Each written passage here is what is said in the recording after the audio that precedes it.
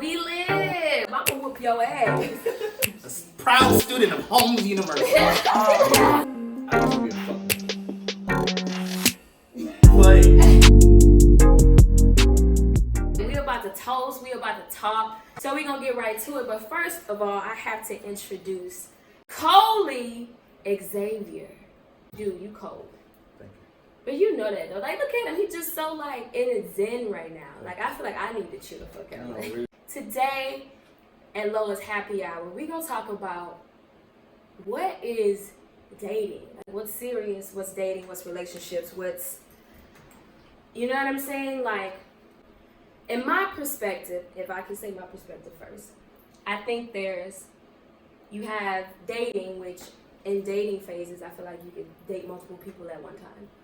And then you have exclusively dating where you're like, okay, I like this person. This is who I like. You know what I'm saying?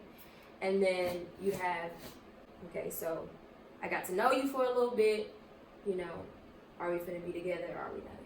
And then you have your, you graduate into a relationship. That's how I feel. I feel like a lot of people have, 50-50 opposing views.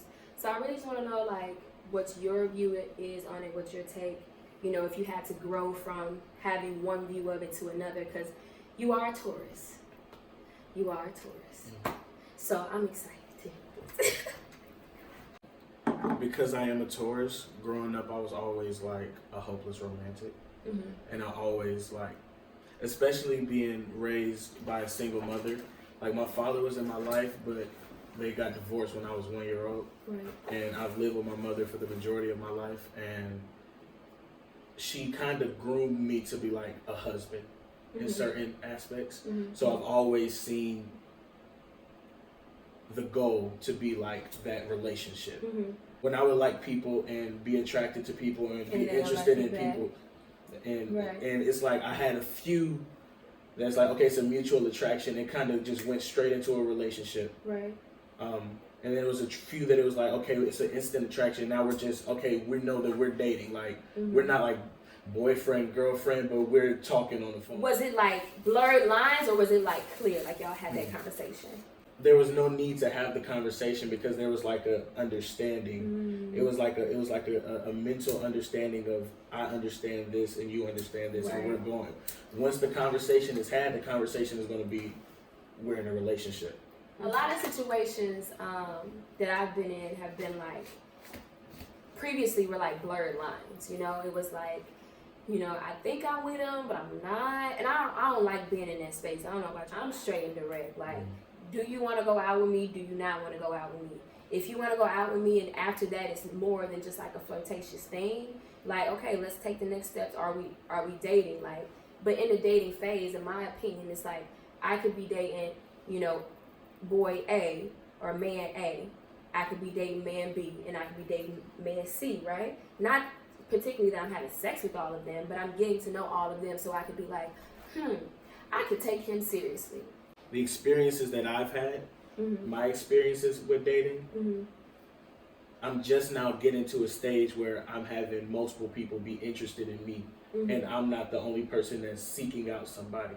I would say because I am a hopeless romantic, I'm kind of always skipping past the dating phase. You still feel like you're a hopeless romantic now? Yeah, for the most. Not even a hopeless romantic, but I believe in love, and I believe in like there's a true love. Power. So I feel like it's like a certain energy I'm giving into when deciding who I'm about to interact with, and it's like, am I giving into? It's really love versus lust a lot of times. I'm in such of like a growing phase right now, and it's so crazy because I would date niggas and they would be telling me that shit, and I'd be like, nigga, we can still date. But now I understand why they were like, I'm really not trying to take anybody seriously, because it is about you at the end of the day.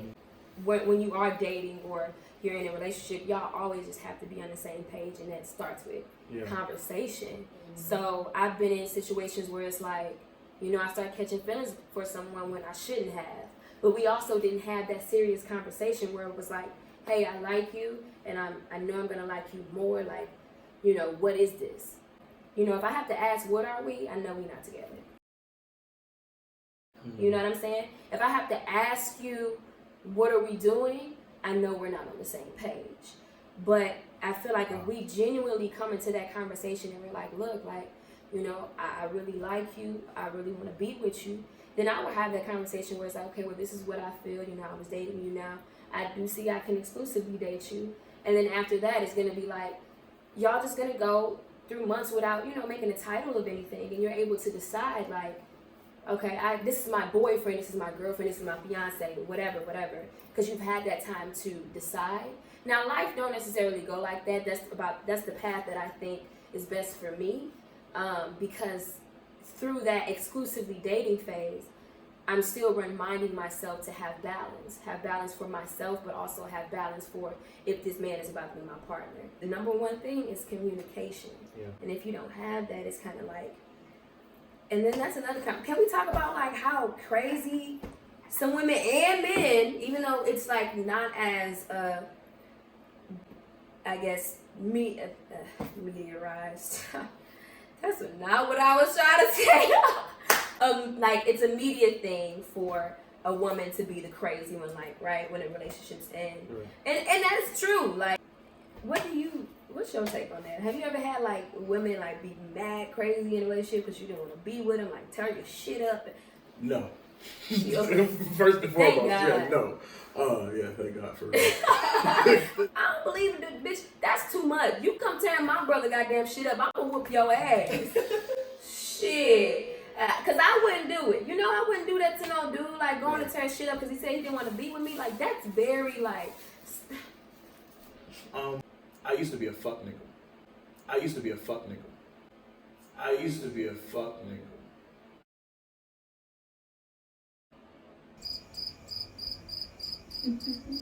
be a bad person. When I was a good person, I was still sweethearted. So you knew you was a fuck nigga. Mm-hmm. I didn't understand. This was when I didn't understand the fact that I was depressed. To an extent, I was trying to make people feel the pain that I was feeling. And that's so evil. Yeah. Okay. And I personally, I feel like that's what a lot of men do. I feel like they don't know how to communicate. So the way they're going to communicate is going to be a way. It's like okay, it's like I'm gonna get this shit out somehow, and it's like if I'm gonna communicate with you in a way that's going to get you emotionally charged. I haven't been in situations where I've dated crazy men or anything, but I've heard stories and also seen family members deal with women like that. Some black women are just like, I'm not even going to say black women because I've only been able to see it in my perspective, right? So I'm not going to say it's a generalized thing. I would sit and have conversations with, you know, some of my family and be like, what do you get out of that? Like, are you not embarrassed at the end? Do you not? I feel like what it stems from is like an unhealthy understanding of what love is supposed to be and what a relationship is supposed to look like and what people are supposed to, like literally what love is supposed to be. So like when it comes to the way humans are socialized, family is the first socializer that we are domesticated to. Yeah, literally. And it's like, if I see mama going off on daddy when he with, you know, I'm young, I don't know where daddy coming from, but if I see mama going off on daddy and like later on it's like, oh, your daddy ain't shit because he this. Right. So it's like, okay, that's what I'm gonna see. If he's doing this, that's how I'm gonna react. Right. And that's what I'm thinking. It's like people think this is what love is supposed to look like. This is what where they came up, with the space they came. You know, I would agree with that because my mom was never that woman.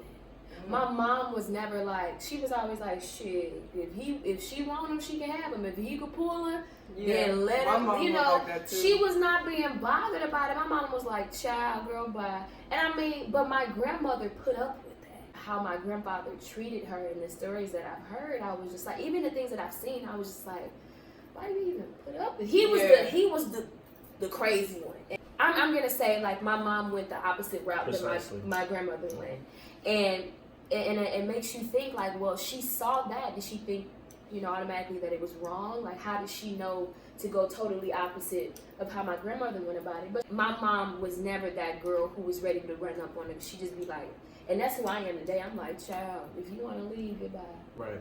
You know? I honestly feel like that ties to something that you were saying earlier about being your authentic self, and like when you present yourself from day one, because I also like think that that's why there is so many mishaps in communication, is because I'm gonna try to present my most perfect self, and it's like if I'm trying to present, literally presenting an illusion. I was just talking about this. So I feel like your mom knew who she was, and she was being that authentic person, and because yes, statistically, if somebody grows up in a house where their parents are in an abusive relationship, it's 50-50. You're either going to be abusive or you're not. Yeah. But anyway, we have Deja here, y'all. She is a graphic artist. I literally just met her today, and her energy is amazing. So make sure y'all follow her. Again, we still got Coley Xavier here, and they are both going to hone in on our topic today.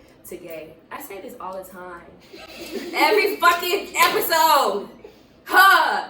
I don't know what happens in my brain when I say today. Okay. Have you had blurred line relationships, or have you had those straight, strict cutter knife?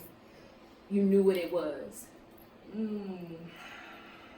I wouldn't say that I've had blurred line relationships, because I always have known my position, whether I deny it or not. You know, so but most of the time, like I'm the person that's gonna ask. Like I'm gonna ask like from rip. Yeah. Like first couple days talking, like what are your intentions with me? And if you deviate from that, I'm gonna be like, hey, look, this is what we talked about. Is we still on this, or we not on this? Agreed. So straightforward, right? Yeah. Like just let me know. Like, I mean, don't beat around.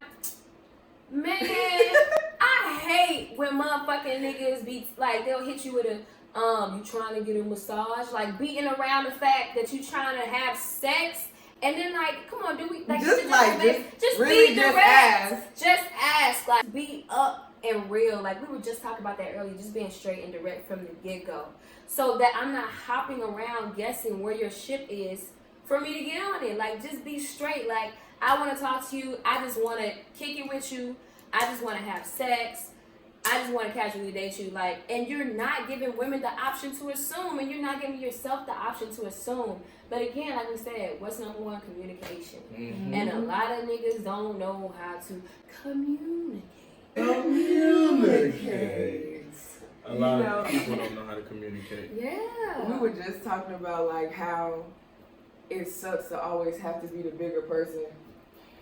Like, but to people who you know should have been a bigger person in the first place. And it be niggas that you know too. Like niggas that's close to you will try you up too. Like if you can tell.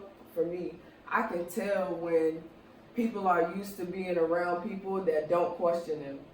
Because I'm the type of nigga that's gonna question you. So when you start doing stupid shit and I ask you what's going on with you, and you don't know how to answer me because you've never been challenged like that before, like, and then you the crazy one, or you the intense one because you asking questions. And I'll be that.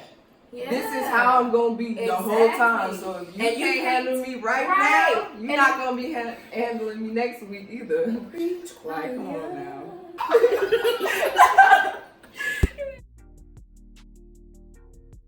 But what about you? What are your top 3 or 5 things that you love about yourself? Let me just go kind of fast. I love my hair.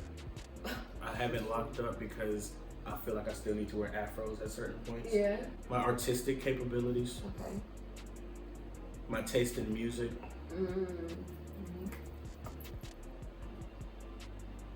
My ability to feel.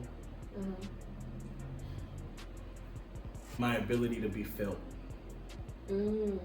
Your ability to feel and be felt, basically, is what you just said. Wow. That's like the definition of a human being. I feel like it should really just be that simple. The ability to feel and be felt. Wow. Period. That should be the definition of a human. Play. Shameless plug. I want to be in a play December 13th and 14th at Farrell High School, playing a socially awkward teenager named Tim who goes to Holmes University. A proud student of Holmes University. Oh, amazing. Literally. Holmes, the play, December 13th and 14th. Produced by Easy Breezy Studios. Ooh. So listen, thank y'all for coming out to fucking Lola's happy Thank hour. you so Let's much toast. for having me. Yes, and we toast, we talked, we got lit, and now he just about to go perform. Fucking get out of here. Have a great fucking show, man. Thank you so Hugs. much. It was so nice.